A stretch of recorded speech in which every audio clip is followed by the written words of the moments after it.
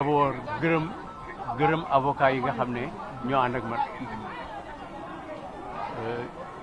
wi am na nekk nañu sama wéetal fekk naa fi aussi ay alkaati yoo xam ne yi ay personnel de police yoo xam ne yi ay la yéwén aw ma lu ma leen sikkee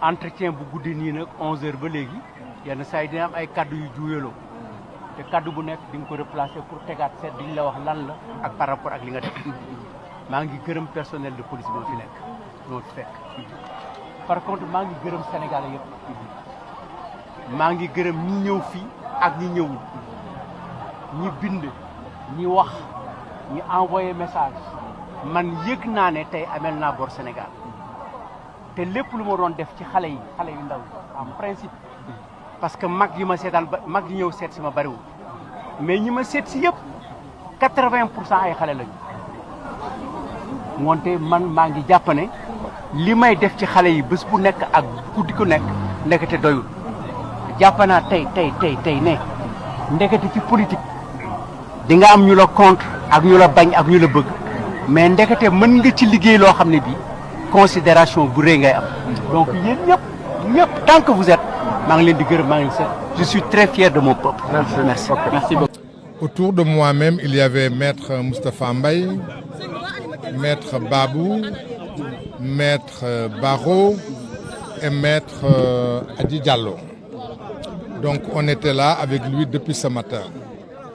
La deuxième chose qu'on voudrait aussi relever pour informer l'opinion, c'est que jusqu'au moment où je vous parle, notre client Doudou Wade n'a pas encore reçu une convocation, ni de la police, ni de qui que ce soit.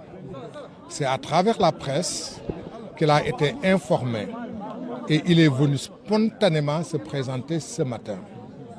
Il a été longuement entendu et il a apporté toutes les clarifications qu'il fallait faire.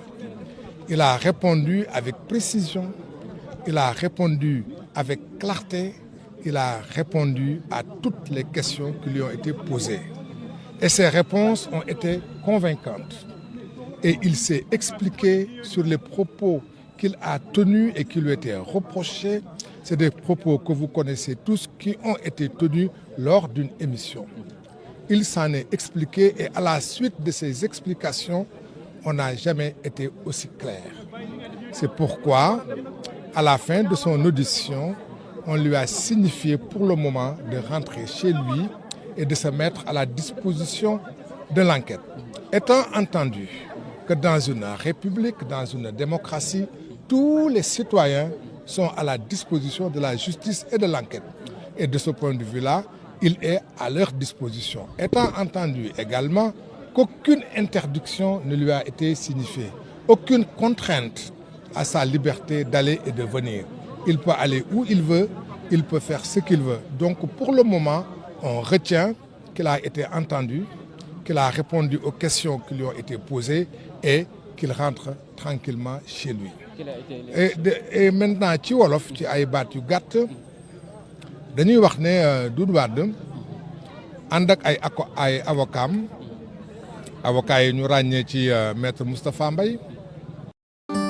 dëgg rek ay dëgg la ca gannaaw dëgg ay caaxaan la